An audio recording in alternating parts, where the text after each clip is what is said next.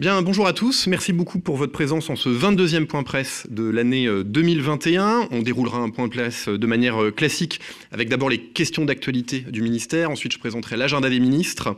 Et ensuite, nous ferons un focus thématique sur le sport au ministère des Armées.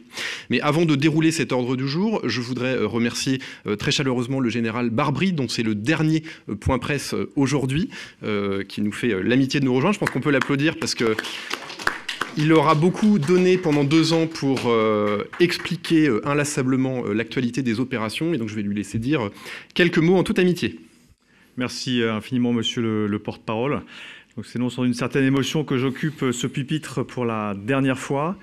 Je vous remercie toutes et tous pour la qualité des relations que nous avons pu entretenir tout au long de ces 2 années. Et je ne doute pas que cette même qualité sera au rendez-vous avec donc mon successeur, le colonel Pascal Yanni, à qui je souhaite le meilleur. Et encore une fois, merci beaucoup. Merci, monsieur le porte-parole. Merci infiniment, mon général. Merci pour tout ce que vous avez fait en notre nom à tous, que ce soit la communauté des communicants du ministère des Armées, où je pense pouvoir parler en votre nom, mesdames et messieurs les journalistes, pour votre réactivité, votre franchise et votre précision. Bien, nous attaquons désormais les sujets d'actualité de cette semaine au nombre de 8.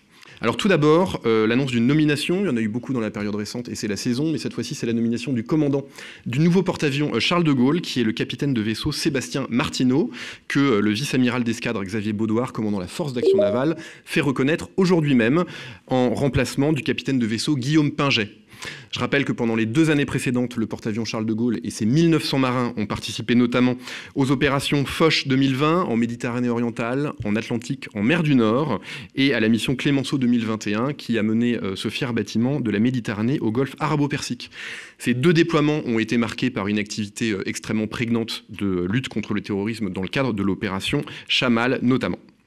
Le capitaine de vaisseau Sébastien Martineau est diplômé de l'école navale promotion 2000. Il est pilote de chasse embarqué. Il a notamment été commandant adjoint opération de ce même porte-avions et il était jusqu'alors commandant de la frégate Lafayette. Et il a notamment pris part dans ce cadre aux opérations Chamal et Irini. Deuxième point d'actualité concernant la Marine nationale, le retour à Toulon de la mission Jeanne d'Arc. La mission Jeanne d'Arc, vous le savez, c'est le dernier cycle de formation des officiers élèves dans le cadre de l'école d'application des officiers de marine. Cette mission Jeanne d'Arc a été honorée par 2 bâtiments, le porte-hélicoptère amphibie Tonnerre et la frégate type Lafayette Surcouf. C'est donc ce 9 juillet que ces 2 bâtiments reviennent à quai à Toulon après 5 mois de déploiement opérationnel. C'est pour ces officiers élèves un déploiement à la mer loin, longtemps et en équipage. Cette mission a vu plusieurs opérations se dérouler auxquelles les équipages du Tonnerre et de la frégate Lafayette ont pris part, notamment des opérations de lutte contre le narcotrafic dans le cadre de la CTF 150, l'opération Aeto, c'est-à-dire la surveillance des transbordements illicites en mer de Chine orientale vers la Corée du Nord. Et ils ont participé, ces bâtiments et ces officiers élèves, à plusieurs exercices internationaux comme l'exercice La Pérouse dans le golfe du Bengale et Arc 21 sur le sol et au large du Japon. Nous en avions parlé ici même, notamment avec le général Barbry. Troisième point d'actualité concernant la Marine nationale, la présentation par l'amiral Vendier, chef d'état-major de la Marine, du plan Mercator Accélération 2021. Alors, le plan Mercator était originellement le plan stratégique pour la Marine nationale présenté par l'amiral Prazuc. Il s'agissait de tirer pleinement parti de la loi de programmation militaire pour préparer la Marine nationale aux défis des années 2030. Il s'agit là d'une accélération de ce plan stratégique qui sera présenté par le chef d'état-major de la Marine, qui repose sur 3 piliers principaux: une marine de combat, une marine d'emploi et une marine de tous les talents. J'attaque désormais quelques points d'actualité relatifs aux milieux capacitaires et aux équipements. Tout d'abord, la notification par la Direction générale de l'armement, via ce pôle d'innovation technique qui s'appelle Aliénor, qui est basé en Nouvelle-Aquitaine, la notification d'un contrat vers une start-up girondine basée à Talence qui s'appelle Hybrid Propulsion for Space, qui porte sur le développement d'une solution innovante pour simuler les fumées qui sont émises lors du départ d'un missile du sol depuis l'air. Alors pourquoi c'est intéressant? Parce que nous avons besoin, nous, au ministère des Armées, de nous entraîner à la détection de ces départs de missiles. Et la solution proposée par cette start-up permet de reproduire, de simuler les fumées générées par un missile, mais sans mécanisme pyrotechnique. Or, les mécanismes pyrotechniques nécessitent d'être opérés depuis des champs de tir, avec des conditions de sécurité drastiques, et c'est bien normal. Et bien cette solution, qui n'émet pas de CO2 au passage, et qui est sans dispositif pyrotechnique, permettra de multiplier les points d'entraînement pour notamment le centre d'expertise aérienne militaire de Mont-de-Marsan. Alors, cette signature, c'est le fruit d'un appel à projet qui avait été lancé par ce pôle d'innovation technique, Aliénor, et ça montre le caractère vertueux de la démarche d'innovation qui allie des acteurs industriels, les acteurs étatiques, militaires, DGA, et l'écosystème des startups qu'on trouve dans nos régions. Ce marché prévoit des démonstrations en vol et le prototype opérationnel sera livré début 2022 sur la base aérienne militaire de Capcieux dans les Landes. Deuxième point d'actualité concernant les livraisons, un point tout à fait important pour nos armées et représentatif de cette loi de programmation militaire à hauteur d'homme, c'est la fin de la livraison des ensembles de parachutage du combattant. Souvenez-vous, nous en avions commandé 30 000, et bien les 150 derniers parachutes de nouvelle génération sont livrés à nos armées, à l'armée de terre en l'espèce. Et nous arrivons donc désormais à 15 000 de ces nouveaux équipements. C'est un équipement qui améliore nos capacités de parachutage par rapport à l'équipement précédent, puisqu'il peut mettre à terre des parachutistes plus lourdement chargés, en l'espèce 165 kg contre 130 kg avec l'ancien modèle. C'est en su un matériel qui est interfacé avec Félin et avec l'ensemble de nos avions tactiques. Donc extrêmement intéressant pour les opérations. Troisième point d'actualité concernant les équipements, la réception, et ce seront les deux derniers de la série, de 2 remorqueurs pousseurs pour la base navale de Cherbourg. Vous les voyez à l'image, ce sont des bateaux...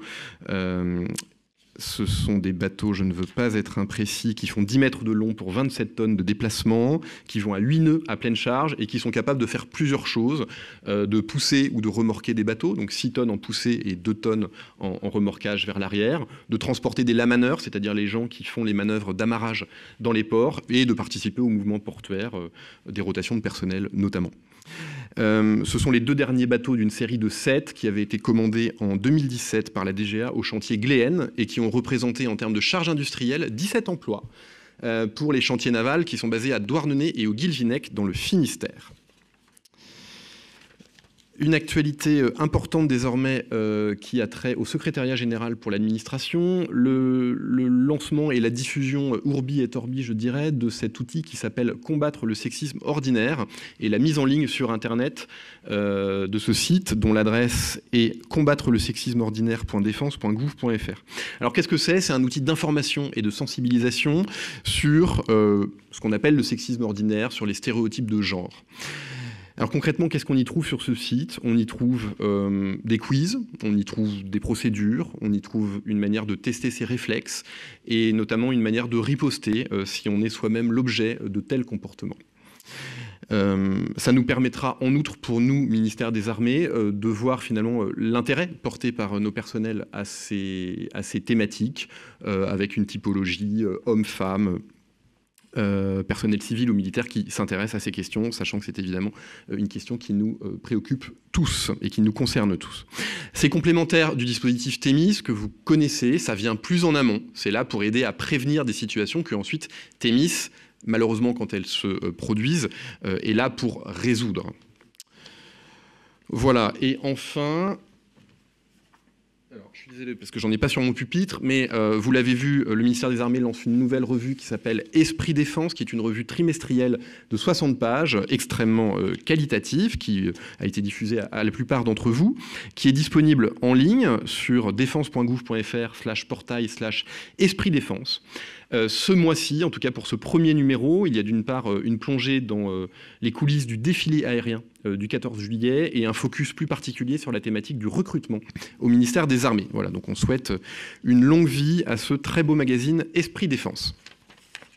Voilà, j'en ai fini pour les points d'actualité du ministère. Auriez-vous des questions sur ceci ou bien sur d'autres ?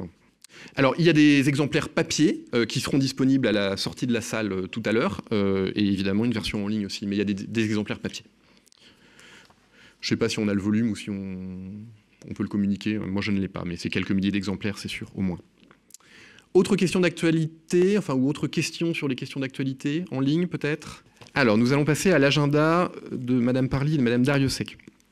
Ce matin même, il y avait une prise d'armes aux Invalides par le président de la République, à laquelle participaient la ministre des Armées et la ministre déléguée. Cet après-midi, Madame Darrieussecq se rend à l'hôpital Percy pour une visite aux blessés. Et pendant ce temps, Madame Parly est dans l'avion pour les États-Unis, où elle se rend pour une visite de 3 jours et où elle rencontrera son homologue américain, Monsieur Lloyd Austin.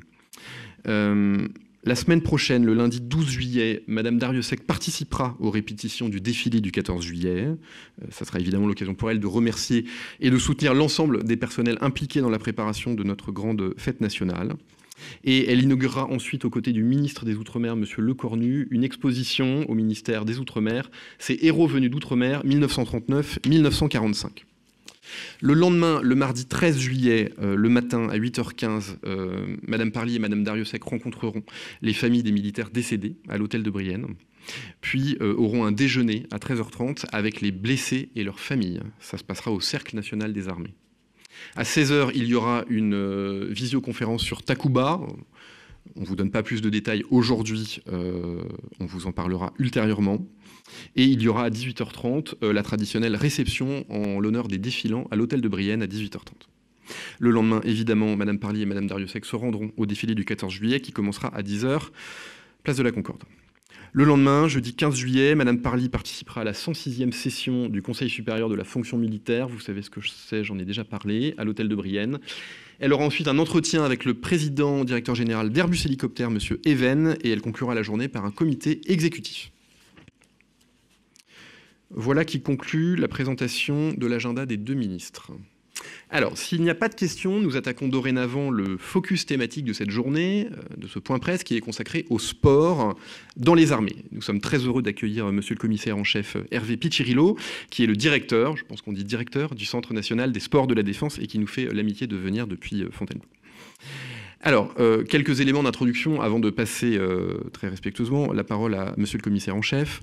Tout d'abord, vous rappelez que le sport fait partie de l'ADN de nos armées. Les valeurs de rigueur, les valeurs d'entraide, de solidarité, de fraternité sont évidemment tout à fait communes entre le ministère des Armées et le sport, et donc il est naturel que ces 2 mondes se rencontrent, et c'est le CNSD qui fait finalement cette rencontre entre ces 2 univers qui sont très proches. Vous ne le savez peut-être pas, mais le ministère des Armées est le plus gros contributeur français au sport de haut niveau, puisque chaque année, le dispositif dont vous parlera monsieur le commissaire en chef, l'Armée des champions, le budget alloué à ce dispositif est de plus de 4 millions d'euros, 4,4 millions d'euros précisément. Donc concrètement, nous avons une institution phare, le CNSD, un dispositif phare lui aussi qu'on appelle l'Armée des champions, qui, pour le dire un peu rapidement, est le dispositif qui a succédé au bataillon de Joinville, qui est dans la mémoire, je pense, de beaucoup d'entre vous. Vous dire que les sportifs que nous recrutons au sein de l'Armée des champions sont sous contrat avec le ministère des Armées, sont gérés par le CNSD et affectés au CNSD. En termes de chiffres clés, nous avons aujourd'hui 148 sportifs de haut niveau qui sont au CNSD, dont 26 en situation de handicap, et que l'objectif est d'avoir 170 sportifs de haut niveau dans l'Armée des champions à l'aube des JO de 2024. Alors, le CNSD et l'Armée des champions, c'est une institution d'excellence, quelques chiffres en attestent. Si vous regardez les médaillés d'or aux Jeux de Rio en 2016, 30% des médaillés d'or étaient issus du CNSD. Si vous regardez les Jeux d'hiver en 2018, c'était 80% des médaillés d'or qui venaient du CNSD. Et si on regarde les Jeux de la même année paralympique cette fois-ci, c'était 100% des médaillés d'or qui émanaient du CNSD. Alors pour 2021, l'Armée des champions va envoyer 76 athlètes aux Jeux de Tokyo. Il y aura notamment la judokate Clarisse Agbe-Gnenou, bien connue de vous, qui sera une des 2 porte-drapeaux de la délégation française au JO. Et concernant les Jeux paralympiques, ce sera Stéphane Houdet, qui est un champion de tennis fauteuil, qui sera porte-drapeau de la délégation française. Il n'est plus au CNSD, mais il en est issu. Il a longtemps été membre de l'Armée des champions. Alors, avant de passer la parole au commissaire en chef Piccirillo, un petit focus sur le plan stratégique du CNSD, qu'on appelle le plan Sport 2025, qui est articulé autour de 4 piliers, que je ne détaille pas, mais que monsieur le commissaire en chef pourra détailler. Alors d'abord, un premier pilier qui est la préparation physique et mentale à l'engagement opérationnel. On a tous les ans des stagiaires de nos armées qui vont se former à des techniques de combat, à des techniques d'intervention opérationnelle rapprochées au CNSD.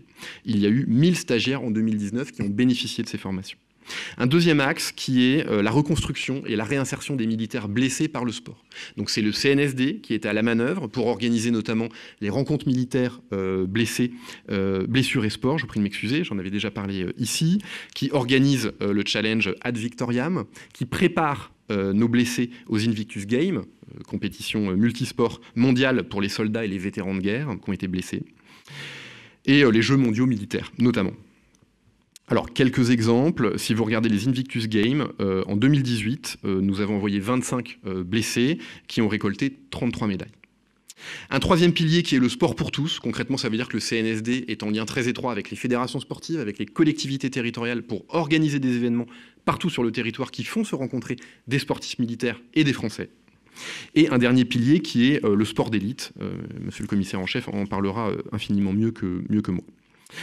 Donc le CNSD, institution créée le 1er janvier 2006, située à Fontainebleau sur le camp Guinemer, avec 2 formations expertes dans le domaine de l'entraînement physique militaire et sportif. C'est l'école interarmée des sports, d'une part, et l'école militaire d'équitation, d'autre part.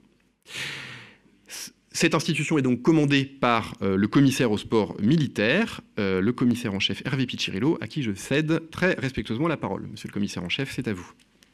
Bien, monsieur le porte-parole, mon général, mesdames et messieurs, c'est un grand plaisir de venir ici parler de sport militaire, puisque, comme vous le savez, nous vivons une belle séquence, que ce soit pour les amoureux de foot, de cyclisme, ou pour bientôt vivre ces Jeux olympiques et paralympiques qui seront singuliers de par le contexte actuel.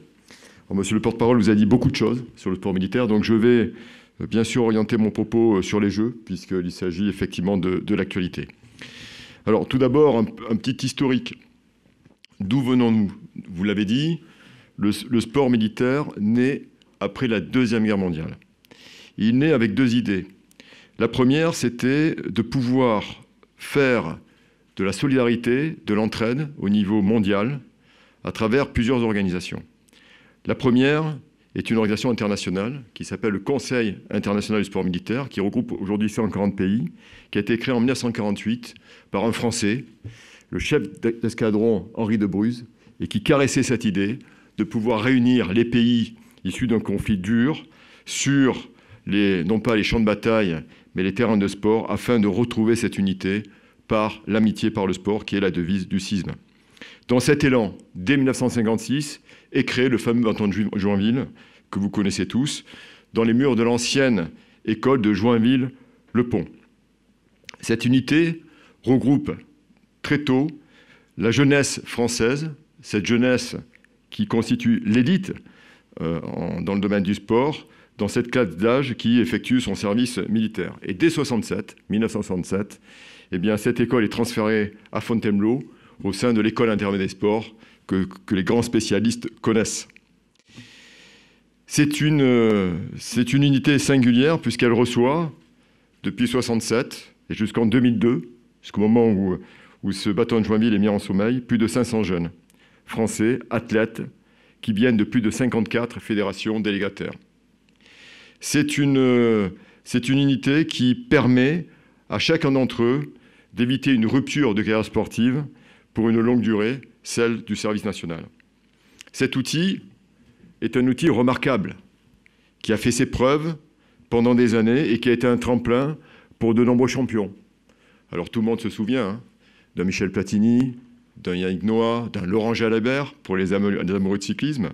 Mais ce qu'il faut savoir, c'est que jusqu'en 2002, donc pendant plus de 50 ans, eh bien, c'est près de 45 médailles olympiques, plus de 300 titres mondiaux civils et militaires, et plus de 950 titres nationaux ou internationaux qui ont été remportés par ces jeunes Français qui venaient servir sous nos drapeaux.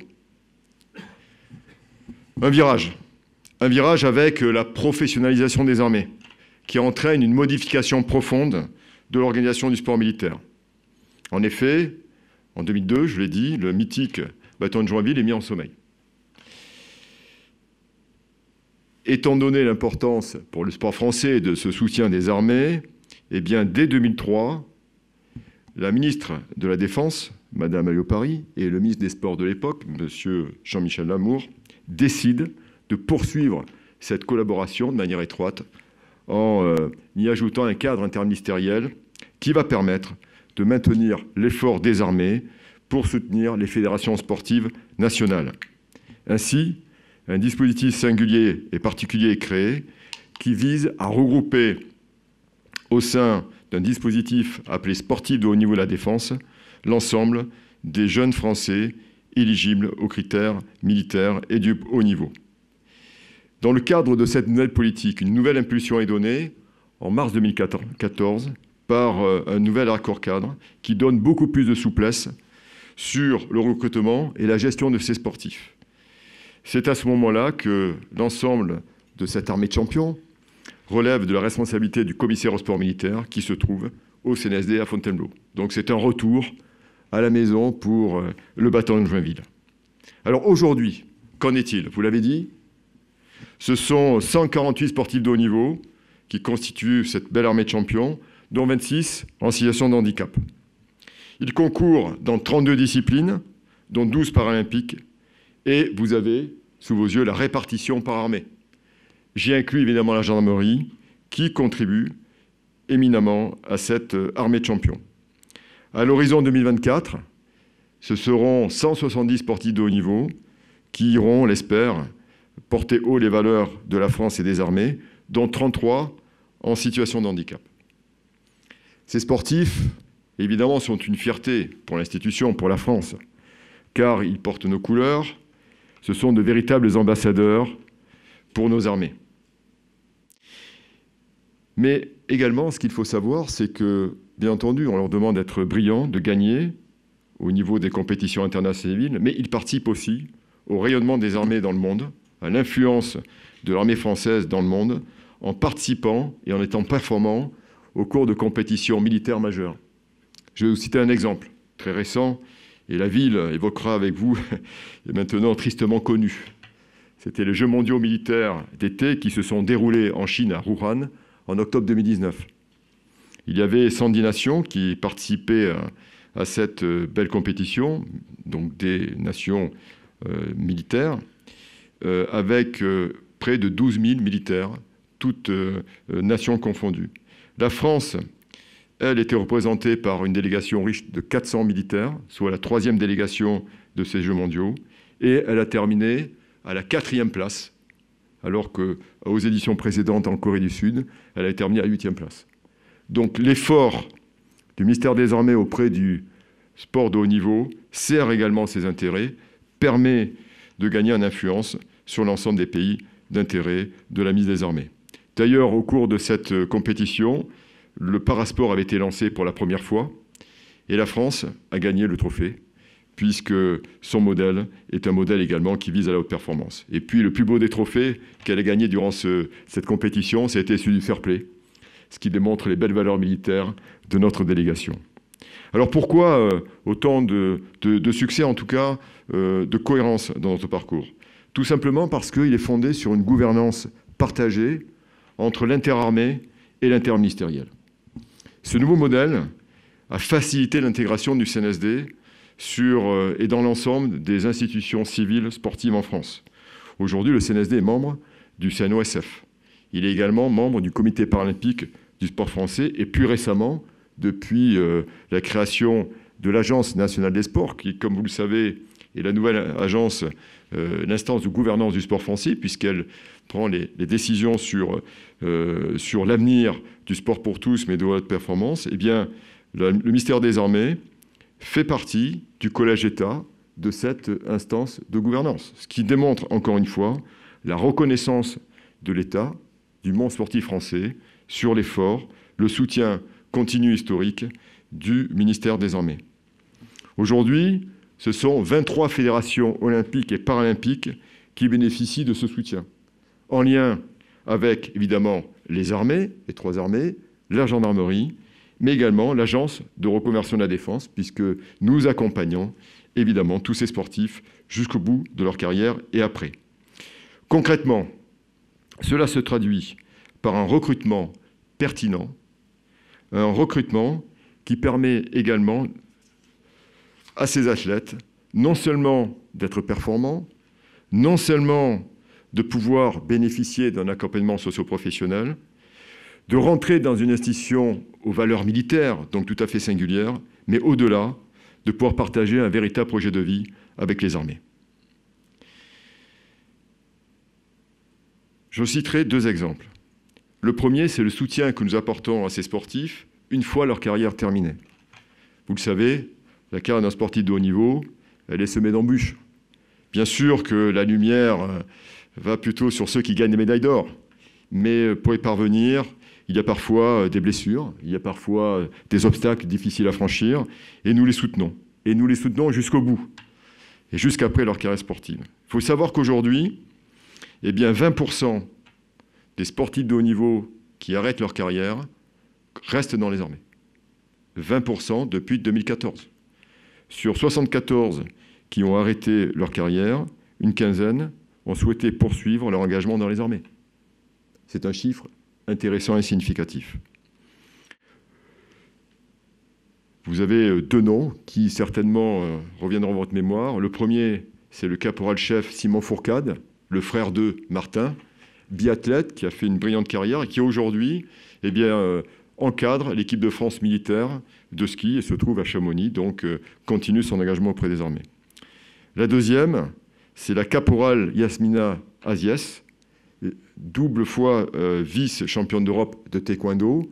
Elle a été demi-finaliste malheureuse à Rio en 2016 et qui aujourd'hui est devenue dans un emploi administratif et restée au sein du CNSD et en plus de ses tâches, va aussi accompagner le pôle France qui se trouve au CNSD de taekwondo et également sera entraîneur de l'équipe de France militaire de taekwondo. Vous voyez, donc c'est un ensemble cohérent qui permet à nos sportifs de rester dans l'institution.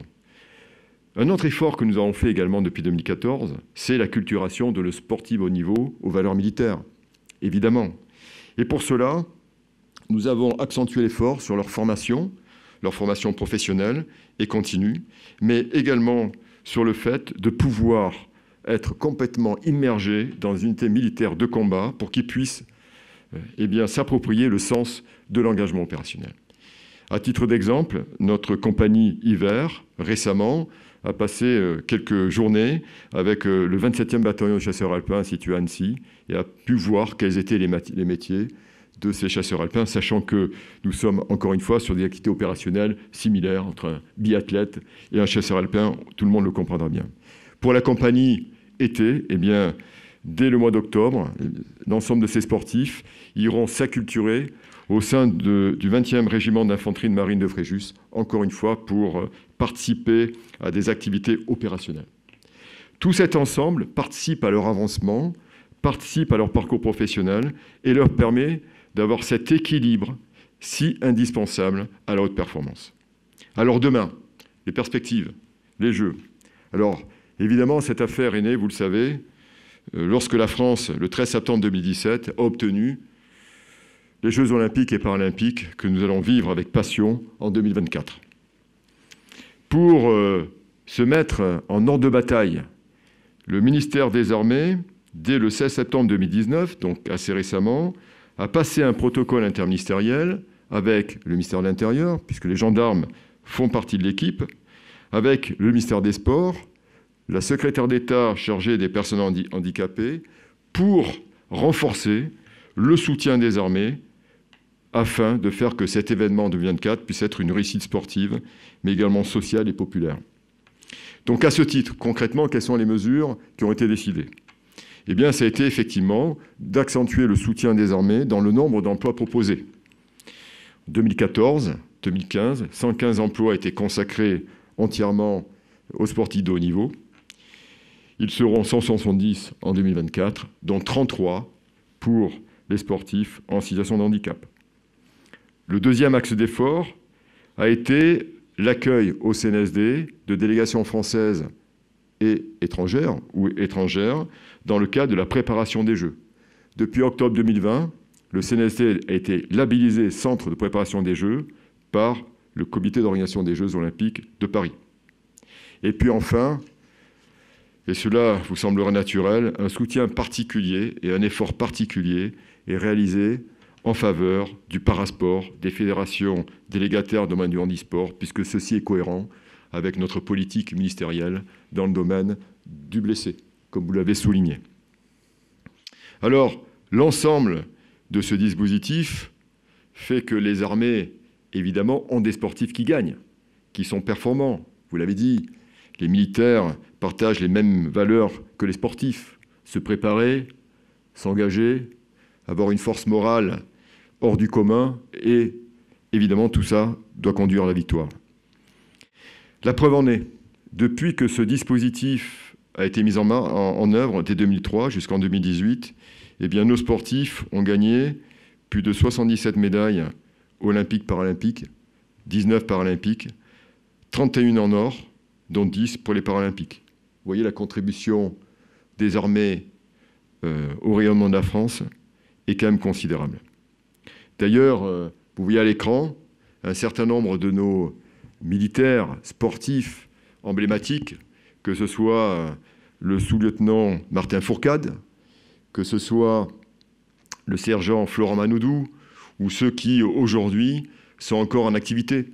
Je soulignerai d'ailleurs que dans le domaine de l'équitation, nous avons un officier supérieur du cadre noir de Saumur, le lieutenant-colonel Valette, qui participera aux Jeux de Tokyo, mais qui également a gagné la médaille d'or à Rio, en concours complet. Et d'ailleurs, c'était la première médaille française gagnée au cours de ces Jeux olympiques.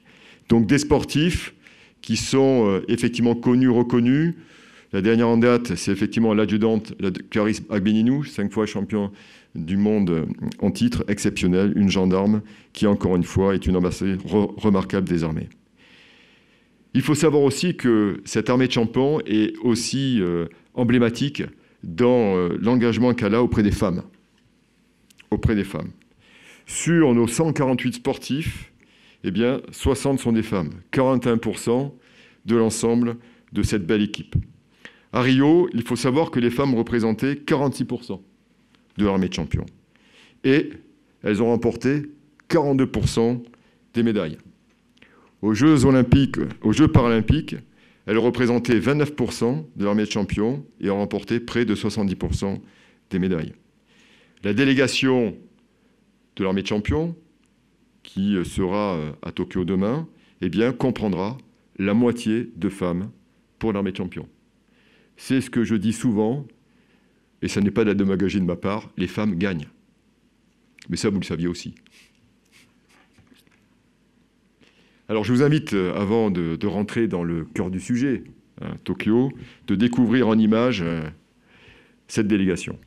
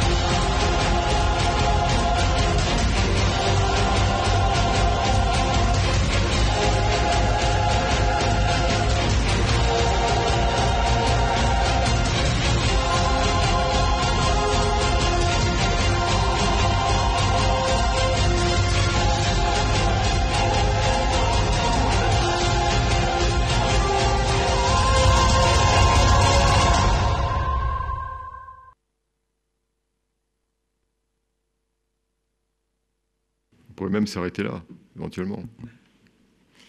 Donc vous l'avez vu, hein, c'est une magnifique délégation avec beaucoup de sports qui seront représentés et donc un engagement total. Vous l'avez dit, monsieur le porte-parole, ce qui est extraordinaire, c'est de pouvoir avoir des porte-drapeaux aux Jeux olympiques et paralympiques qui portent les couleurs des armées ou qui les ont portées.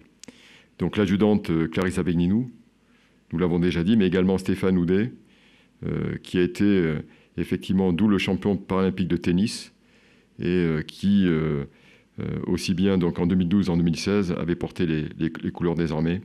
Et donc ce sont deux athlètes qui connaissent parfaitement notre ministère, qui défileront en premier pour les Jeux olympiques et paralympiques. C'est une grande fierté pour nous, ce qui montre encore une fois toute la pertinence de notre système et de notre modèle. Alors, quelques chiffres pour préciser les idées. Il faut savoir que l'effort qui a été fait, la gouvernance interministérielle qui a été créée, aujourd'hui porte ses fruits. Effectivement, pour Tokyo, 76 athlètes olympiques et paralympiques ont été sélectionnés, ce qui constitue une augmentation de 50% par rapport à Rio, où 51 athlètes l'avaient été. Concernant les Jeux olympiques, la participation du ministère des Armées est beaucoup plus forte. Elle est effectivement renforcée. Pourquoi ? Puisqu'elle va s'élever à 56 athlètes pour Tokyo, alors qu'il y avait 37 athlètes, encore une fois, à Rio. Sur l'ampleur de la participation par rapport à la délégation française, eh bien là aussi, encore une fois, les chiffres sont éloquents, puisque demain, pour la partie olympique, les armées représenteront 15% de la délégation, alors qu'ils représentaient 9% en 2016. S'agissant des médailles, alors on ne connaît pas encore le médaille pour Tokyo, mais on pourrait considérer qu'il y a beaucoup d'espoir.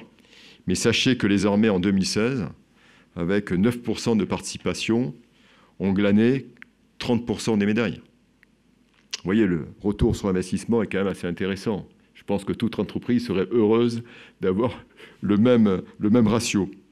Cela veut dire concrètement 3 médailles d'or gagnées par la quartier-maître Charline Picon en voile, par également le maréchal-chef des logis Daniel Gérand en épée par équipe et le lieutenant-colonel Valette que j'ai cité en concours complet. Cette armée de champions avait également gagné 40% des médailles en argent et 14% des médailles de bronze. Il faut savoir que le ratio à Londres était de 20%. Donc là encore, cette politique conduit à de l'autre performance. S'agissant des athlètes sélectionnés pour les Jeux paralympiques, là, l'effort des armées est innovant. Il est récent. Il a été balbutiant dès 2008, où nous n'avions qu'un seul athlète à Pékin, blessé militaire, qui participait aux Jeux. Il s'agissait de l'agent civil sous contrat Jamel Mastouri, qui a d'ailleurs gagné la médaille de bronze sur 400 mètres. Il était tout seul. Ensuite, à Londres, 5 athlètes ont été sélectionnés, avec une représentation assez faible de la délégation paralympique qui se levait à 3%. Et l'effort a commencé à être visible à partir de 2016, puisqu'il correspondait à la politique ministérielle et l'effort, encore une fois, particulier fait sur le handicap et nos blessés militaires. Donc dès 2016, eh bien, la délégation pouvait compter sur 14 agents civils sous contrat, sélectionnés, représentant 11% de la délégation française, et qui a gagné 21% des médailles, dont 2 en or et 4 en bronze.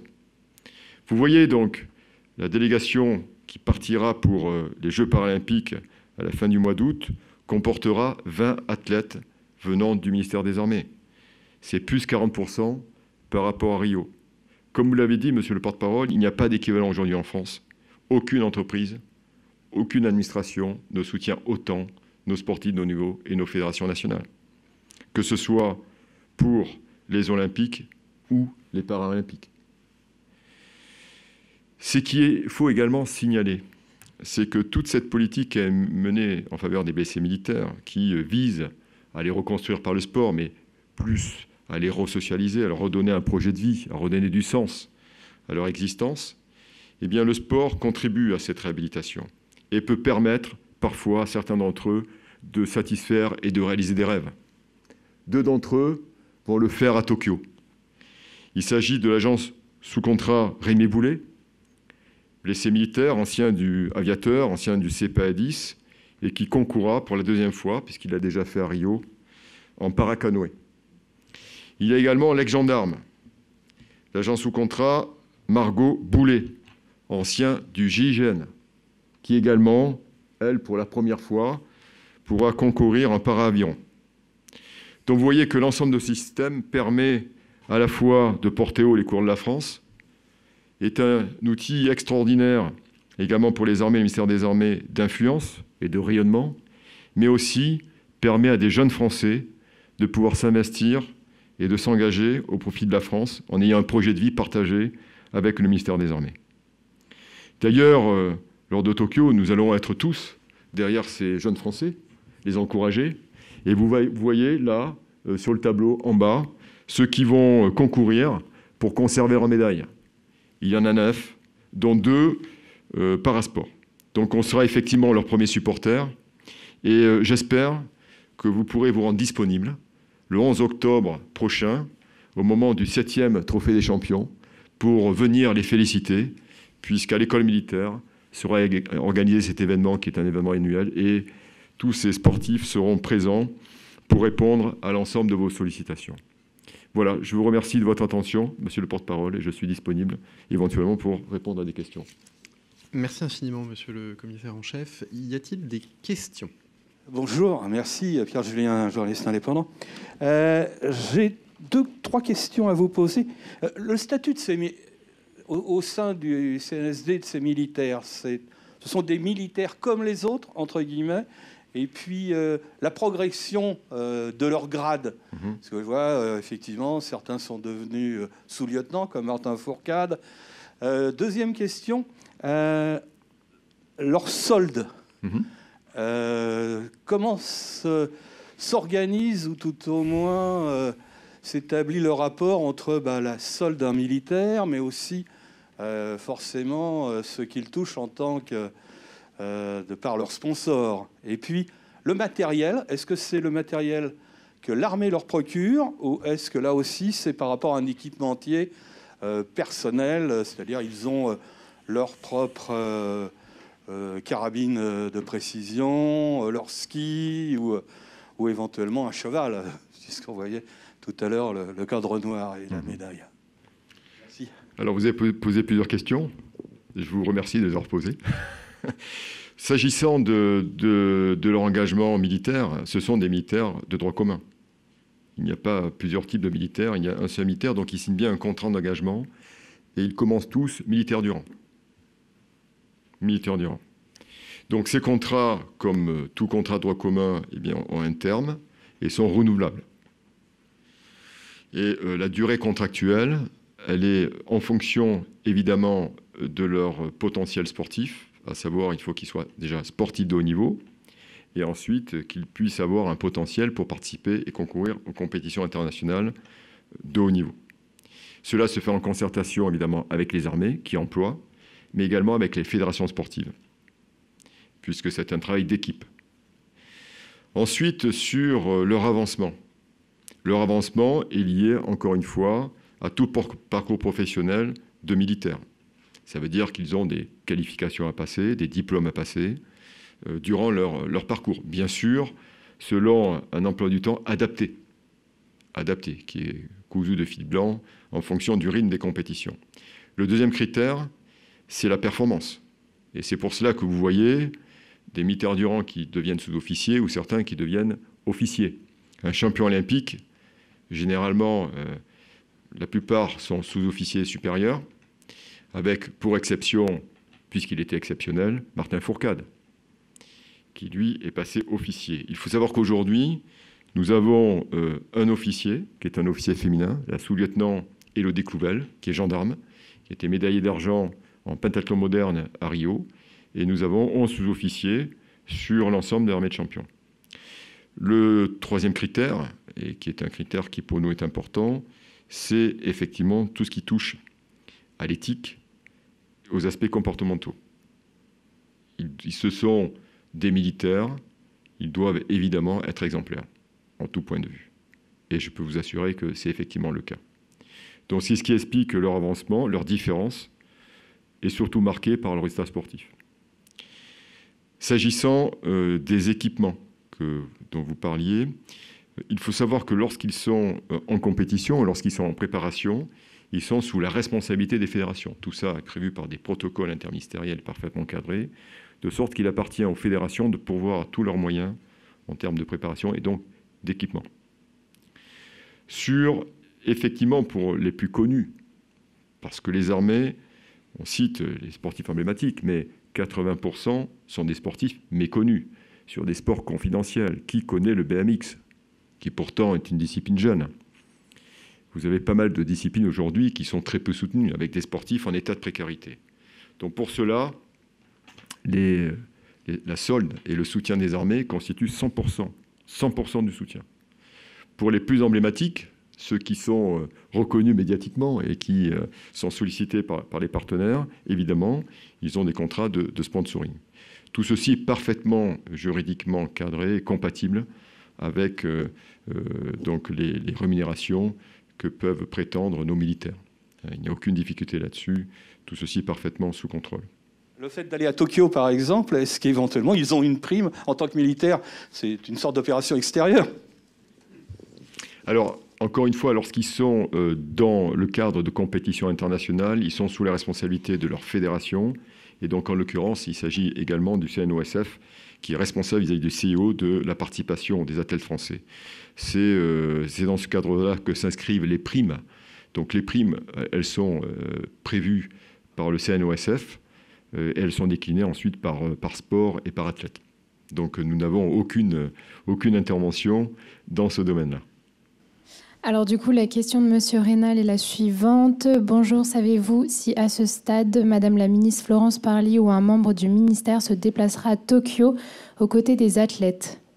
Pour ce qui concerne l'agenda de Madame Parly, il est trop tôt, vu l'échéance proche pour la préparation des sportifs, mais éloigné pour un agenda de ministre des Armées, de dire si elle pourra ou pas assister à ces Jeux. Merci infiniment, monsieur le commissaire en chef, c'était absolument passionnant.